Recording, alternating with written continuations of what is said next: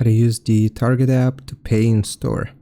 Download and install the Target app. Make sure you have the latest version of the application installed on your smartphone. It's available for both iOS and Android. The second step will be adding your payment method. You want to open up the Target app and sign into your account, or create one if you don't have one already. Then you will tap on your account icon or go to the wallet in the app. Then you gotta choose payment methods. To add a new payment method, you can link from a debit or credit card, PayPal, or even a Target Red card if you have one. Then you gotta set up the wallet for in-store payments. You will go to the wallet tab in the app, which is used to pay in store. Ensure your preferred payment method is added in the wallet section.